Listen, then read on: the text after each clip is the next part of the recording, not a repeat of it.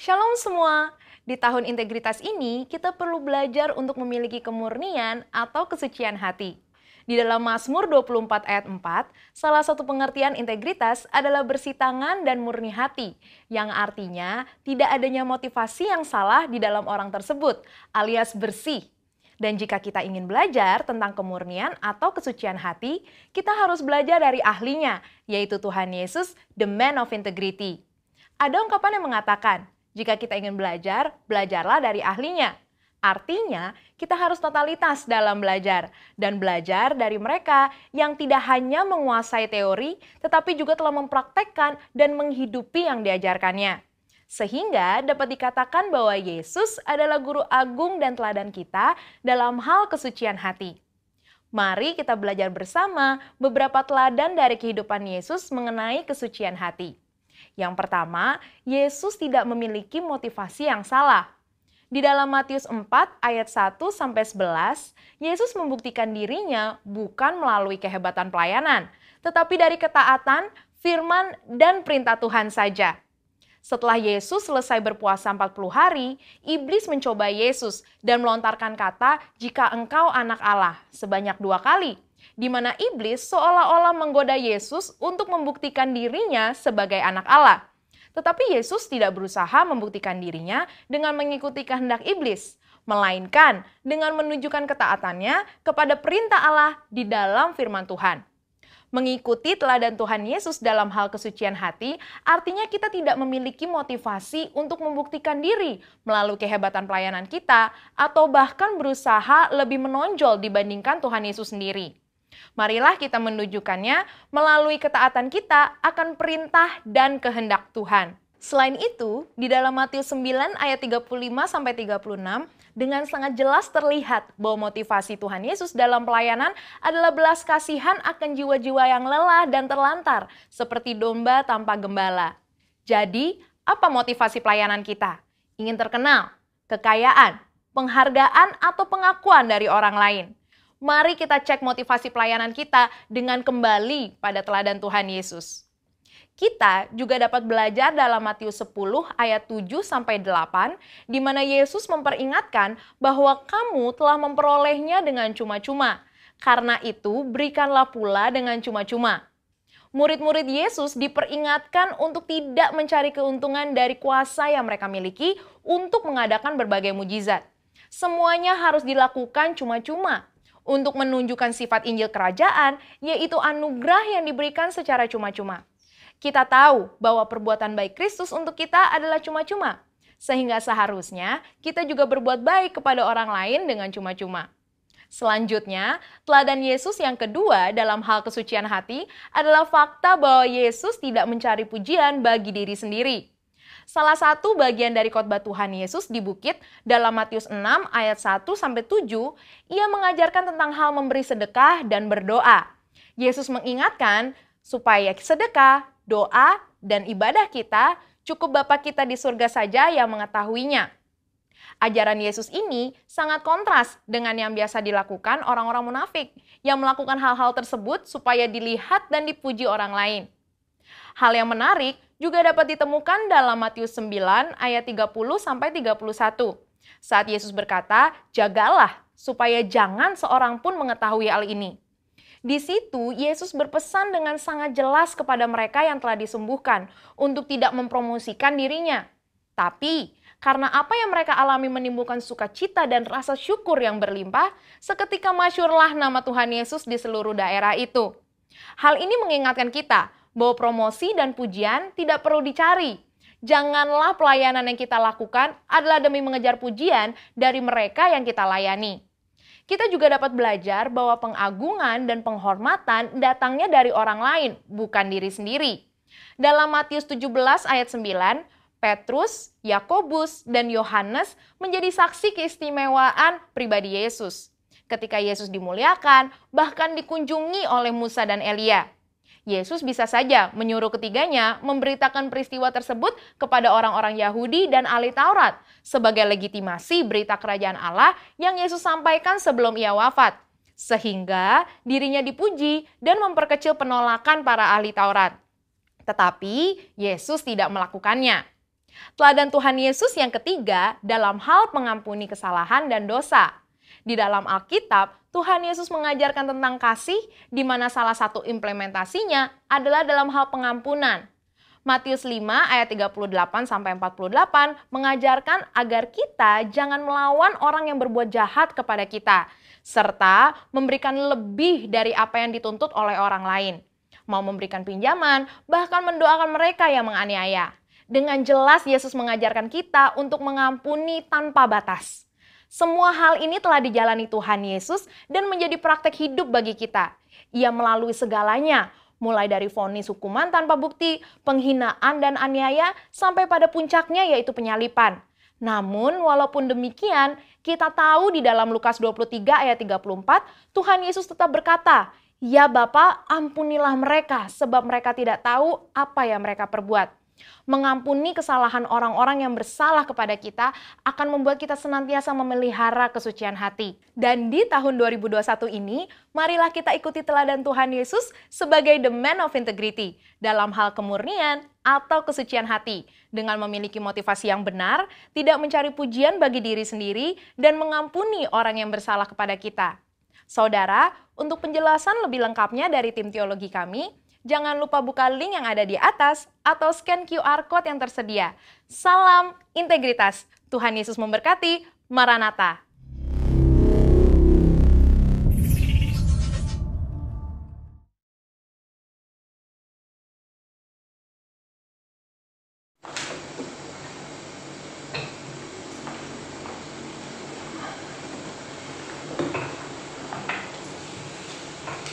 Shalom saudara-saudaraku yang ada di rumah-rumah. Sebelum kita memulai ibadah online kita hari ini, mari kita bersatu dalam doa. Segala puji syukur hormat kemuliaan hanya bagi-Mu Tuhan. Kami bersyukur untuk hari ini Tuhan Yesus. Kami boleh datang Tuhan. Kami boleh menyembah Engkau Tuhan Yesus. Mari Bapa, kami undang Engkau hadir di tempat ini. Penuhi tempat ini, penuhi rumah-rumah Tuhan. Biarlah hadirat Tuhan hadir Tuhan di setiap rumah-rumah Tuhan. Melawat setiap umat-Mu Tuhan Yesus. Bapa, kami mengundang Engkau Tuhan, Roh Kudus mengalir Tuhan di setiap rumah-rumah Bapa. Terima kasih Tuhan. Begitu juga semua hamba-hamba-Mu yang mengambil bagian Tuhan hari ini. Mari Engkau pakai mereka. Biarlah urapan kuasa Tuhan turun Bapa, sehingga Tuhan ibadah kami ini menjadi ibadah yang layak, menyenangkan hati Tuhan. Setiap kami boleh mengalami perjumpaan dengan Tuhan. Terima kasih Bapa. Kami undang Engkau hadir di tempat ini Tuhan. Biarlah hati kami fokus hanya untuk menyembah Tuhan. Terima kasih Bapa. Hanya di dalam nama Yesus kami serahkan ibadah kami. Haleluya. Amin. Mari saudaraku, kita membaca Mazmur 91. Dalam lindungan Allah, orang yang duduk dalam lindungan yang maha tinggi dan bermalam dalam naungan yang maha kuasa akan berkata kepada Tuhan, tempat perlindunganku dan kubu pertahananku, Allahku yang kupercayai. Sungguh dialah yang akan melepaskan engkau dari jerat penangkap burung, dari penyakit sampar yang busuk. Dengan tepatnya ia akan melindungi engkau. Di bawah sayapnya engkau akan berlindung. Kesetiaannya ialah perisai dan pagar tembok. Engkau tak usah takut terhadap kedahsyatan malam, terhadap panah yang terbang di waktu siang, terhadap penyakit sampar yang berjalan di dalam gelap, terhadap penyakit menular yang mengamuk di waktu petang. Walau 1000 orang rebah di sisimu dan 10.000 di sebelah kananmu, tetapi itu tidak akan menimpamu. Engkau hanya menontonnya dengan matamu sendiri dan melihat pembalasan terhadap orang-orang fasik. Sebab Tuhan dialah tempat perlindunganmu, yang maha tinggi telah kau buat tempat perteduhanmu. Malapetaka tidak akan menimpa kamu, dan tulah tidak akan mendekat kepada kemahmu. Sebab malaikat-malaikatnya akan diperintahkannya kepadamu untuk menjaga engkau di segala jalanmu. Mereka akan menatap engkau di atas tangannya, supaya kakimu jangan terantuk kepada batu. Singa dan ular gedung akan kau langkahi. Engkau akan menginjak anak singa dan ular naga. Sungguh hatinya melekat kepadaku, maka aku akan melumpuhkannya. Aku akan membentenginya sebab ia mengenal namaku. Bila ia berseru kepadaku, aku akan menjawab. Aku akan menyertai dia dalam kesesakan. Aku akan meluputkannya dan memuliakannya. Dengan panjang umur akan kukenyangkan dia, dan akan kuperlihatkan kepadanya keselamatan daripadaku. Amin.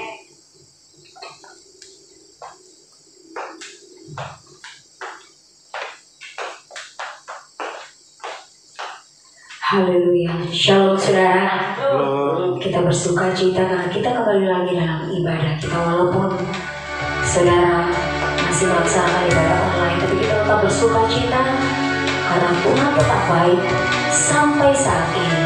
Tuhan baik untuk kita. Amin. Haleluya. Kita musibkan hati kita. Terima kasih Tuhan. Terima kasih Yesus. Kiranya sama.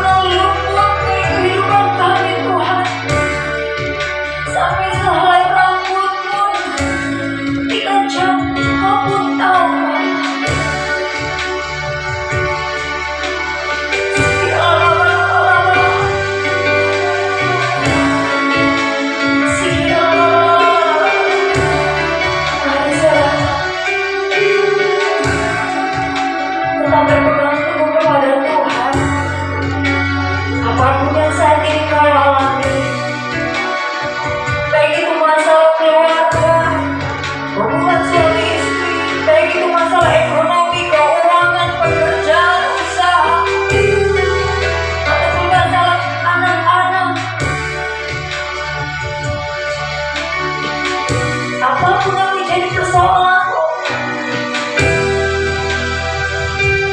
Tetap percaya Tuhan senantiasa menuntun engkau.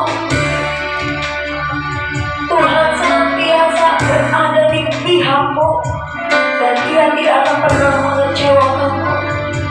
Sekiranya lama-lama biasa mendarat, kami menyembah Engkau Tuhan, karena Engkaulah Allah kami. Engkaulah tetap Allah kami yang kami mau agungkan Engkau. Yes, Jesus.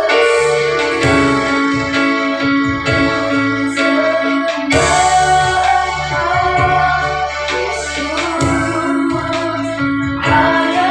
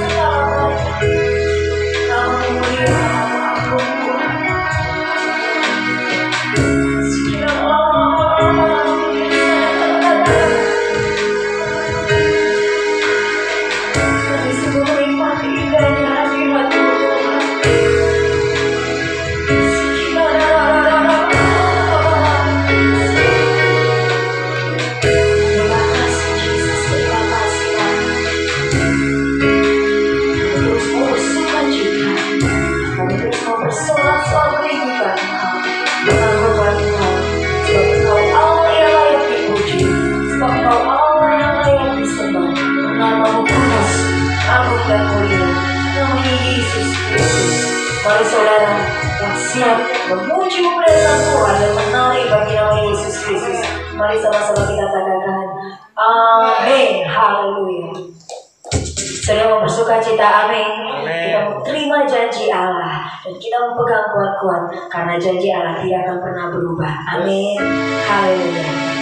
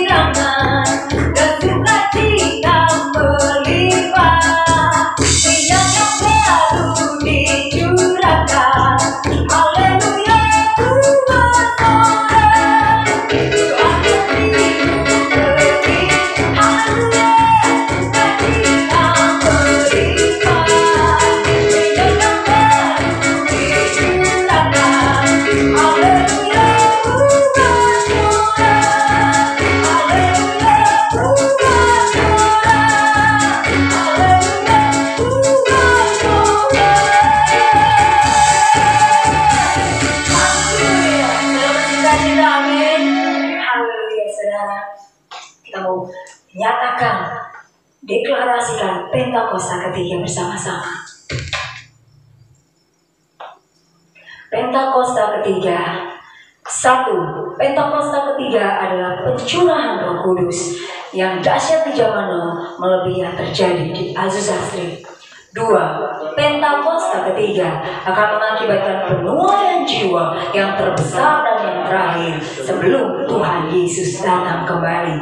3. Pentakosta ketiga akan membangkitkan generasi Yeremia, yaitu anak-anak muda yang dipenuhi Roh Kudus, cinta mati-matian kepada Tuhan Yesus, tidak kompromi terhadap dosa, dan akan bergerak untuk menenangkan jiwa. 4. Pentakosta ketiga lahir di Indonesia dan bergerak ke bangsa-bangsa. Gerakan ini dari timur ke barat dan akan kembali ke Yerusalem. 5. Pentakosta ketiga akan memberikan kuasa untuk menyelesaikan amanat agung, dan setelah itu Tuhan Yesus datang kembali. Amin. Haleluya. Kita mau siapkan hati kita mendengarkan kebenaran firman Tuhan. Terima kasih Yesus. Haleluya.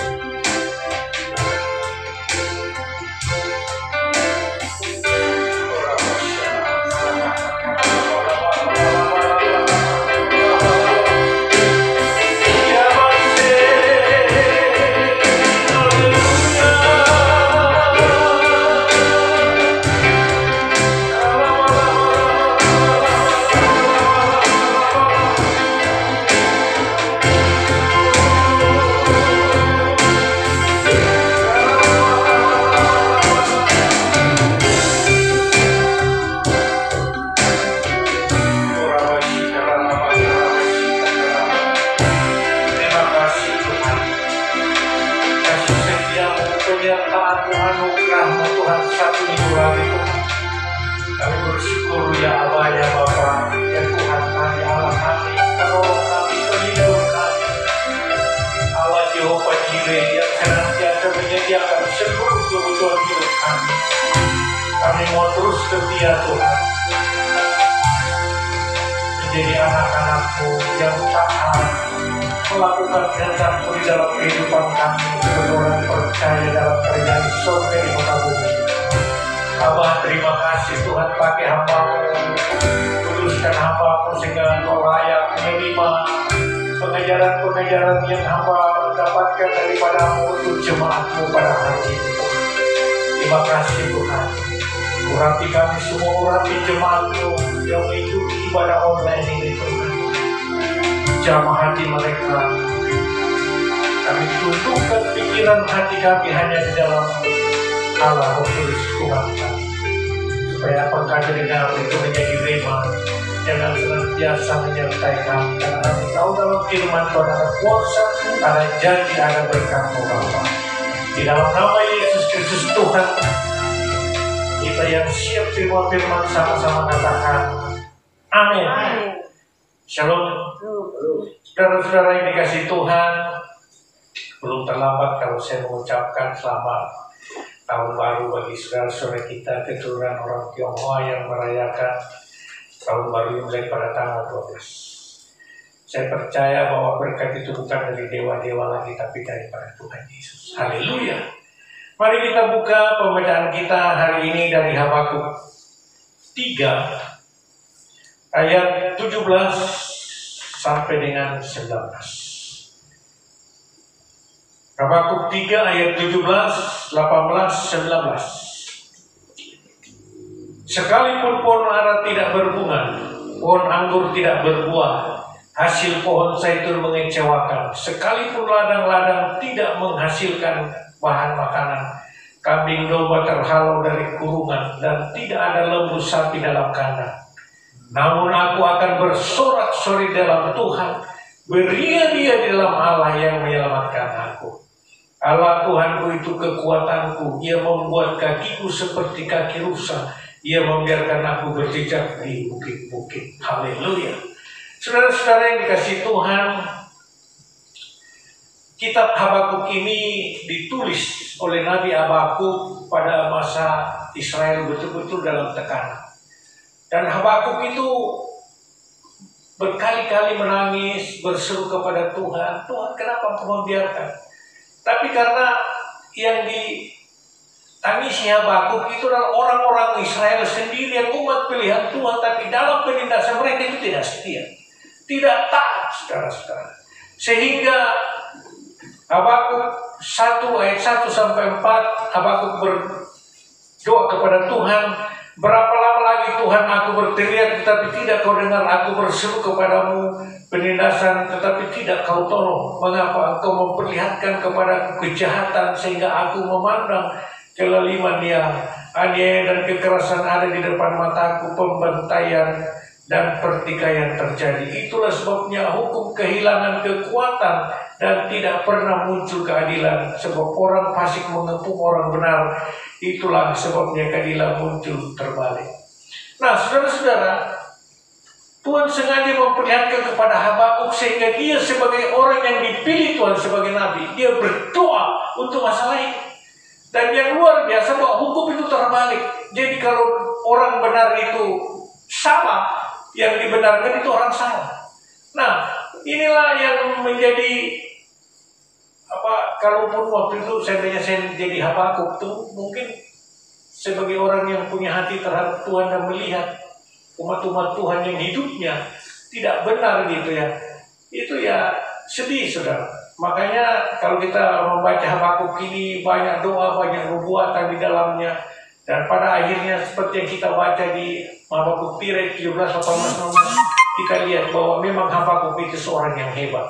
Hebat imannya, hebat kepercayaannya, dan hebat hatinya kepada umat Israel.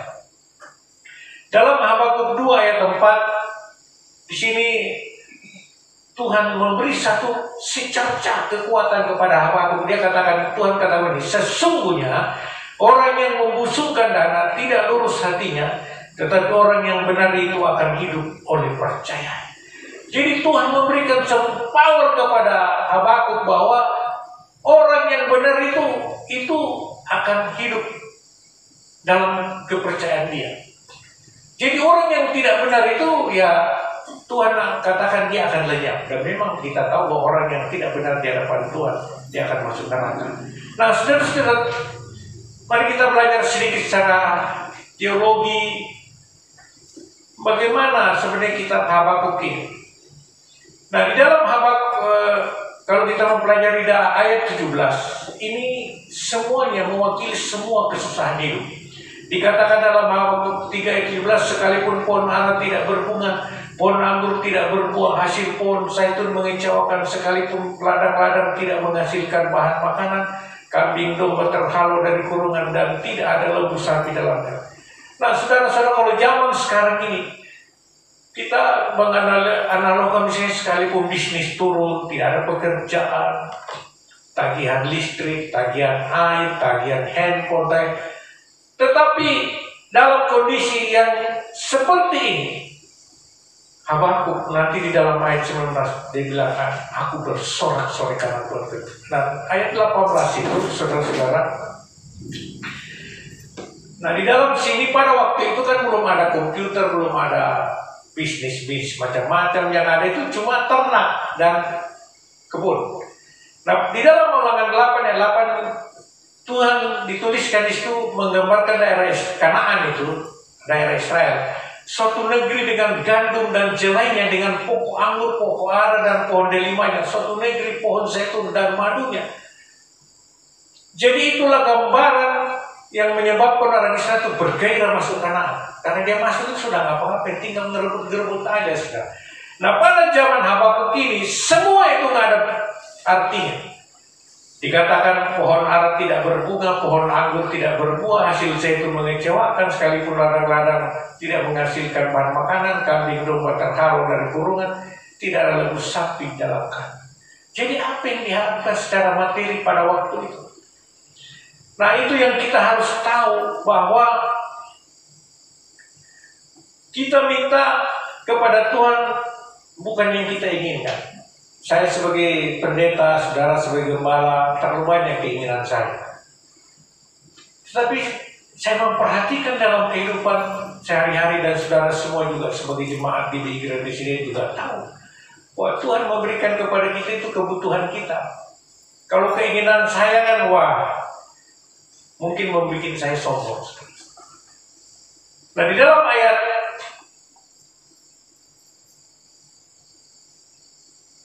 yang dua tadi, dari rasa kepastiannya Habakuk timbul karena imannya yang hidup. Sebelumnya di ayat Habakuk 2 ayat 4 tadi sudah bilang, Tuhan sudah mengatakan bahwa orang yang tekun di dalam Tuhan,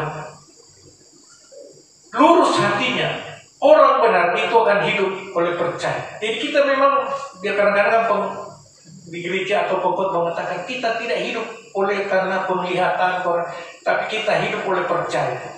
Ya benar juga. Tapi kan percaya itu ada sesuatu yang menyebabkan kita percaya. Kalau saudara-saudara punya uang banyak di bank, Anda hidup percaya karena banyak deposito. Kalau Anda mungkin tidak punya uang, Anda punya harta yang banyak, emas, apa semua, berlian, atau ini, rumah, mobil semua, Anda akan hidup oleh itu karena itu bisa dijual untuk biaya hidup. Nah, saudara-saudara, tapi apa yang dialami oleh Habakuk? Semuanya nggak ada. Bahkan yang bikin saya mencoba melihat apa kata Ibraninya itu bersorak-sorai. Kalau kita lihat, kok bisa begitu ya? Nah, ternyata itu bahasa Ibraninya alas, yang artinya melompat-lompat. Saya banyak mendengar kesaksian anak-anak Tuhan yang sungguh-sungguh diproses Tuhan, dan dia mengerti bahwa ini proses Tuhan. Pada waktu dia mengalami sesuatu apapun yang sangat sulit dan tidak masuk di akal, ketika dia berdoa, dia mengucap syukur, mujizat terjadi. Tapi anak-anak Tuhan yang ketika diuji Tuhan malah ngomel, Tuhan, saya kan sudah rajin ke gereja, saya sudah ngasih persembahan, saya sudah kasih ini macam-macam, malah nuntut kepada Tuhan. Saudara-saudara, di ayat 18 tadi bersorak-sorai, artinya melompat-lompat. Dan di dalam keadaan seperti itu yang diungkapkan bahwa tidak ada segala sesuatu yang bisa diharapkan dari hidup ini. Habakuk. Dan kita tahu bahwa Habakuk 3 ini doa. Kalau saudara perhatikan Habakuk 3 itu doa Nabi Habakuk, judulnya mulai dari ayat 1 sampai 8. Dan dia berdoa bukan hanya berdoa biasa. Dia betul-betul berdoa kepada Tuhan sambil menangis. Doa Nabi Habakuk menurut nada ratapan. Jadi doanya itu bukan milik Tuhan seperti kita biasa berdoa. Saya percaya karena ini musim hujan, kasihani Tuhan orang-orang yang kebanjiran. Tapi dia bilang, Tuhan kasihani orang-orang yang kebanjiran tuh. Cintai mereka Tuhan, harta mereka Tuhan yang kasih, jangan nada ratapan seperti itu. Saudara pernah nggak berdoa seperti itu? Saya sering. Dan Tuhan katakan orang yang hancur hatinya tidak kau pandang enteng. Tuhan malah melihat orang yang remuk hatinya. Nah, saudara-saudara, sebelum saya selesai, saya mau bersaksi. Ketika saya awal-awal melayani datang kepada Tuhan dan sudah menjadi orang GBI tahun 2003, saya terus mengikuti tuntunan Tuhan dan apa yang Tuhan suruh lakukan, saya lakukan. Sampai kami tuh habis. Karena dipakai pelayanan, saudara. Pada waktu itu anak saya kuliah. Ada yang di Strada. Tidak tahu sekolah SMK Strada itu mahal. Jadi ada sesuatu kebutuhan hidup yang harus dipenuhi, saudara. Kerja juga tidak terlalu beres. Bisnis. Ya, kami punya toko sembako pada waktu itu, ya cukup-cukup buat makan. Tapi Tuhan suruh terus melayani kemana, keliling kemana-mana, itu nggak ada yang biayai, saudara. Dia sendiri. Tuhan suruh menabur, kita tabur sampai semuanya habis. Emas pun habis, kalung, cincin, semua habis. Tetapi dalam keadaan seperti itu kadang-kadang saya duduk merenung, kok bisa ya? Satupun janji Tuhan tentang berkat itu tidak saya terima. Tapi ada sesuatu yang saya lihat adalah suatu perubahan dalam hidup saya tentang iman. Saya kalau berdoa orang sakit bahwa ini sembuh, pasti sembuh. Datang orang mengeluh soal keuangan, padahal saya sendiri masalah keuangan itu berat, saudara. Saya berdoa pasti dipulihkan. Oleh karena itu, semua pencobaan, semua ujian yang kita akan lalui dalam hidup ini, baik atau jelek, sabar. Karena dari situ kita belajar iman. Dan pada waktu masa-masa susahnya sampai Tuhan memulihkan kami, itu saya baru tahu namanya Roh Kudus betul-betul menyertai kita itu di situ. Kadang-kadang saya mimpi, kadang-kadang saya mendengar suara Tuhan, kadang-kadang Tuhan bicara di hati saya. Lalu saya bilang benar-benar Allah Roh Kudus pribadi ketiga itu ada benar-benar dekat dengan kita. Nah, saudara-saudara, ini satu pelajaran penting kalau sudah ditulis di Alkitab. Kita harus percaya. Tetap bersorak-sorak dalam keadaan sulit. Nah, dari tiga hal yang pertama kita bisa belajar dari sini itu kita harus sabar. Yang pertama, keadaan boleh tidak baik seperti sekarang ini. Pandemi COVID-19 sudah hampir 1 tahun. Saya memperhatikan hampir 1 tahun ada orang yang tidak kerja. Ada kontraktor yang tidak ada pekerjaan. Jadi mereka hidup dari apa yang selama ini dia miliki sekarang. Tapi tetap bersukacita, tetap memuji Tuhan. Dan hari-hari ini mereka itu dapat borongan yang betul-betul tidak pernah dia harapkan itu terjadi. Kalau kita masih bisa makan, pakaian masih ada, bisa memberi persembahan, kita itu patut bersyukur. Karena yang bikin kita kekuatan sebagai anak Tuhan, yang bikin iblis mundur, teratur, itu ucapan syukur.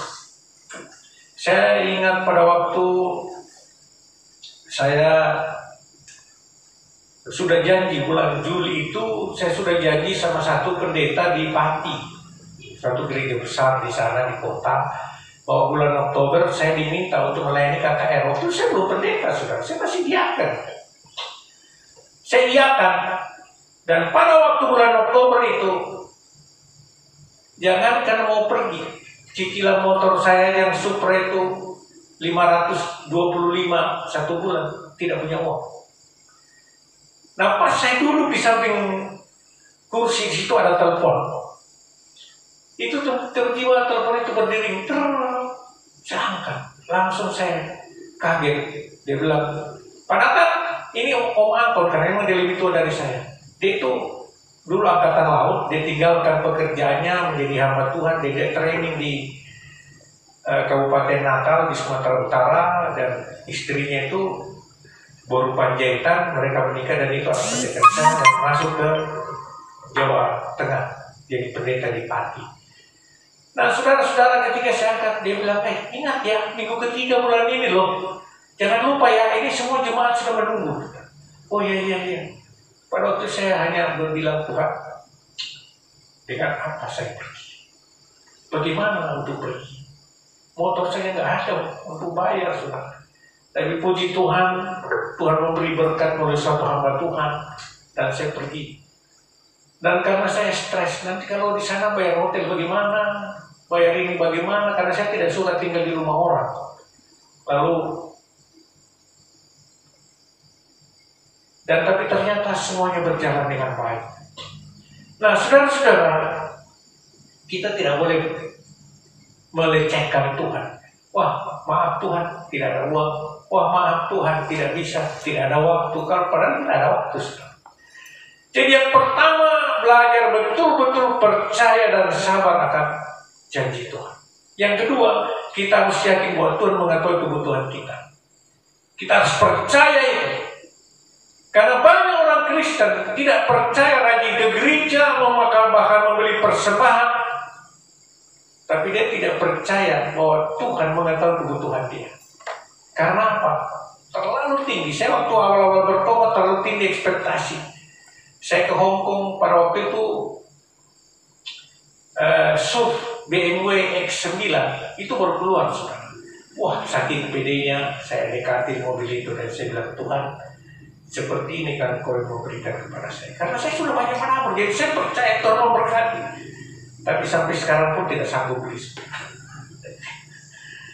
Nah, saudara-saudara, jadi kalau saudara bisa lihat mobil-mobil yang sekarang modelnya SUV itu, yang model Almas, model Mazda, mulai ini semua itu sebenarnya meniru BMW X9. Nah, saudara-saudara, bukan keinginan kita yang Tuhan penuhi, kebutuhan kita. Kalaupun nanti kebutuhan itu yang Tuhan berikan lebih, nah itulah janji Tuhan bahwa engkau akan hidup dalam segala kelimpahan. Dan yang ketiga, justru dalam keadaan sulit iman kita bertumbuh seperti yang saya saksikan tadi. Baru saya tahu, oh iman itu seperti ini, seperti ini, seperti ini. Lalu saya baru tahu bagaimana Roh Kudus berbicara melalui segala macam cara. Pernah saya duduk-duduk waktu zaman sulit, saya duduk-duduk, Tuhan bicara bilang ke saya, aku memberkati engkau, tapi kau menggunakannya sesuai dengan kehendak. Saya kaget, saudara. Karena waktu itu saya jual motor, lalu habis jual motor itu saya pakai makan-makan. Karena saya bilang, wah kapan lagi mau makan-makan, dan ternyata itu bukan maksud Tuhan seperti ini. Nah, itulah firman Tuhan. Jadi 3 hal yang kita belajar dari Habakuk 3 ayat 17, 18, 19 ini. Yang pertama itu kita mesti sabar. Yang kedua, kita harus percaya bahwa Tuhan mengetahui kebutuhan kita. Yang ketiga, iman percaya kita, keadaan apapun kita nggak boleh tergoncang. Haleluya. Dan ada satu ayat yang sering saya perkatakan, karena apa? Dengan adanya pandemi 19 ini, betul-betul orang mengandalkan Tuhan. Di dalam Habakuk 2 ayat 14, sebab bumi akan penuh dengan pengetahuan akan kemuliaan Tuhan seperti air menutupi dasar laut. Sekarang ini, dewa mana yang bisa melawan Tuhan? Tidak ada. Bahkan tempat pemuja di Cina tidak ada orang datang, karena pandemi. Di India, di Nepal, di Gunung Himalaya tempat orang berkumpul untuk memuja, tidak ada yang kesana. Jadi hari ini benar-benar hanya Tuhan yang berkuasa. Kapan dia bilang berhenti, pandemi berhenti. Oleh karena itu kita harus terus berbuat untuk itu. Haleluya. Mari kita berdoa. Segala puji, syukur, hormat, kemuliaan bagimu Bapa. Terima kasih Tuhan, jadikan kami seperti hamba-Mu, yang walaupun segala sesuatunya Kau izinkan tidak ada, tapi kami tetap percaya. Kami tetap bersorak-sorai karena kami percaya Engkau Tuhan Jehovah Jireh, Allah yang menyediakan, Allah yang menuntun kami pada waktu kami sakit. Engkau Jehovah Rafa akan menyembuhkan kami. Terima kasih Tuhan. Kami percaya inilah hari-hari apa yang dialami oleh Habakuk ini di tahun 2021, tahun integritas. Engkau menguji kami, layak gak kami dipercaya untuk mengelola berkat Tuhan. Oleh karena itu Allah Roh Kudus tuntun kami, jadikan kami orang yang berintegritas, dipercaya oleh Tuhan untuk menjadi bendaharanya Tuhan bagi kemuliaannya dalam kerajaan Allah di muka bumi ini. Terima kasih Tuhan, berkati jemaat-Mu semua, berkati biarlah dia merenungkan hidupnya dan senantiasa bersorak-sorai. Di dalam nama Yesus Tuhan kami berdoa. Yang percaya sama-sama katakan amin.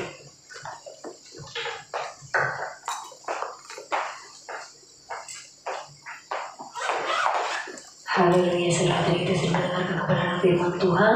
Sebelum kita tutup ibadah kita, saudara jangan lupa untuk memberikan persembahan. Saudara boleh memberikan persembahan, kembalikan ke gereja. Saudara boleh transfer. Nanti di akhir acara ini ada teman-teman yang sudah boleh catat. Saudara memberikan persembahan, bagi persembahan diakonia, ucapan syukur, pengadaan gereja atau untuk ibadah, tempat ibadah kita. Baik saudara, kita memberikan satu pujian dengan iman, katakan, aku percaya ada mukjizat.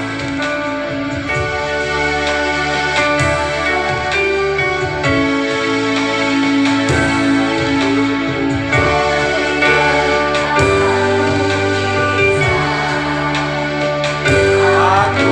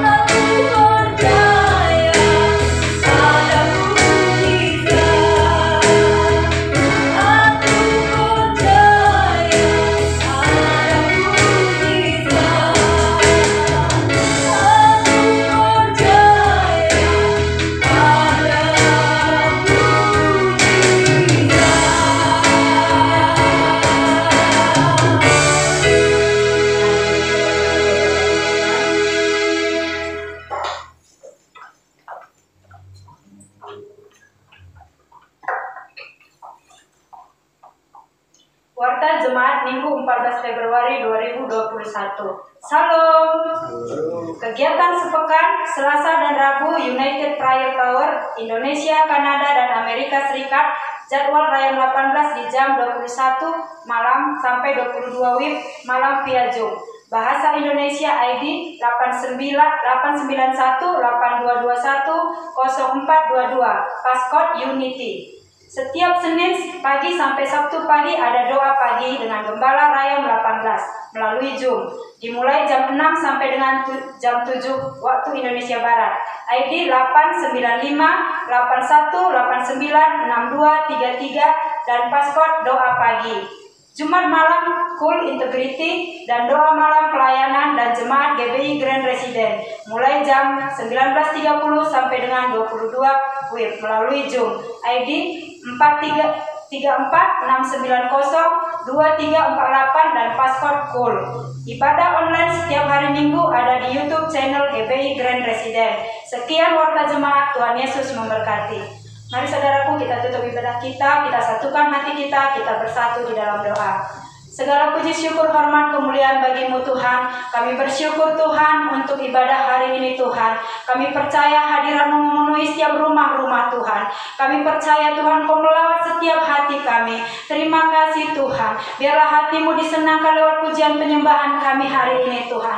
Kami percaya Tuhan Yesus, Engkau disukakan dalam nama Tuhan Yesus. Kami juga dikuatkan dengan kebenaran firman-Mu Tuhan yang sudah disampaikan oleh hamba-Mu Tuhan. Jadikan kami seperti Habakuk Tuhan Yesus yang terus percaya dan bersorak-sorai dalam keadaan baik atau tidak baik. Kami tetap bersuka cita di dalam Tuhan karena kami memiliki pengharapan di dalam Tuhan kami, Allah kami yang dahsyat. Karena janji-Mu iya dan amin Tuhan Yesus. Terima kasih Bapak, terima kasih. Berkati hamba-Mu Bapak Pendeta Nathan Karangan yang sudah menyampaikan kebenaran firman-Mu. Biarlah urapan kuasa Allah terus tercurah atas hamba-Mu Tuhan. Pakai semakin hari semakin menyenangkan hati Tuhan. Setiap visi-misi yang Kau nyatakan Tuhan, biarlah semua untuk hormat kemuliaan-Mu. Berkati kesehatannya Bapak. Kami juga berdoa untuk Ibu Gembala kami, Ibu Agnes Tuhan. Berkati hamba-Mu ini Tuhan. Biarlah semakin hari semakin Kau nyatakan kuasa-Mu Tuhan Yesus. Jadikan dia menjadi tiang doa yang luar biasa Tuhan untuk menopang penggembalaan Bapak Gembala kami di tempat ini Tuhan. Menjadi pendoa bagi kami umat-umat-Mu yang ada di gereja GBI Grand Resident Tuhan. Berikan dia lutut yang kuat Tuhan Yesus. Terima kasih, biarlah sukacita Allah terus ada atas Ibu Gembala kami. Berkati juga Tuhan anaknya Tuhan. Berkati cucu mantunya Tuhan Yesus. Biarlah perlindungan Allah Roh Kudus terus ada atas keluarga hamba-Mu ini Tuhan.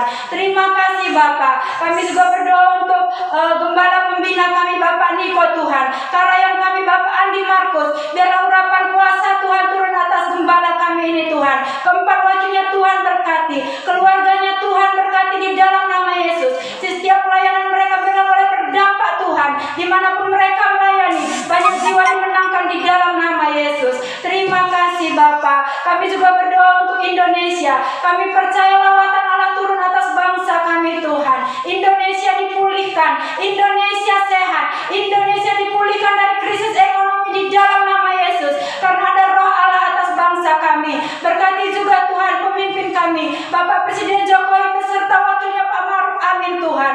Jajaran kabinet kerjanya Tuhan berkati. Begitu juga Tuhan setiap pemimpin-pemimpin yang ada di daerah-daerah Tuhan berkati.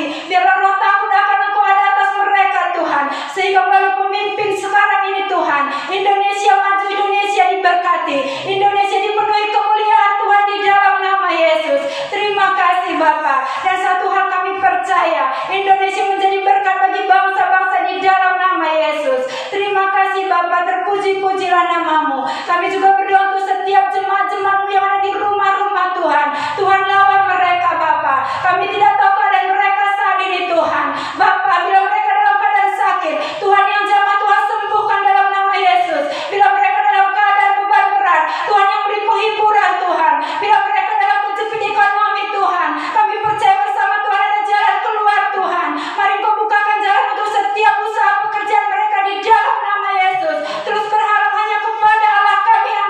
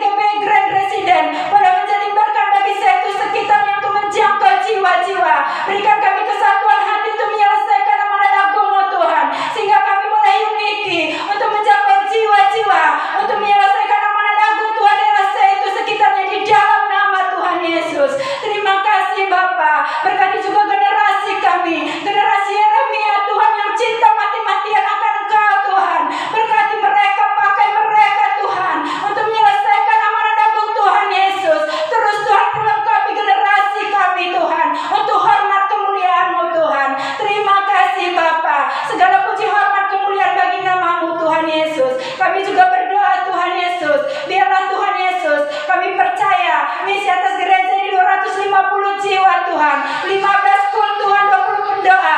Bagi Tuhan tidak ada yang mustahil. Kami akan melihat kuasa Tuhan bekerja, dan kami akan memenangkan jiwa-jiwa di dalam nama Tuhan Yesus. Terima kasih Bapa. Berkati juga setiap pelayan-pelayan yang mengambil bagian Tuhan di hari ini. Tuhan, Kau melihat jerilah mereka, dan kami percaya Tuhan, Engkau memperhitungkan setiap jerilah mereka Tuhan. Berkati mereka terus Tuhan. Semakin hari Engkau pakai semakin luar biasa untuk menyenangkan hati Tuhan. Terpuji-pujilah nama-Mu Bapa yang hebat. Bapa, sebentar kami akan pisah satu dengan yang lain. Sebelum kami pulang, kami rindu menerima berkat melalui hamba-Mu.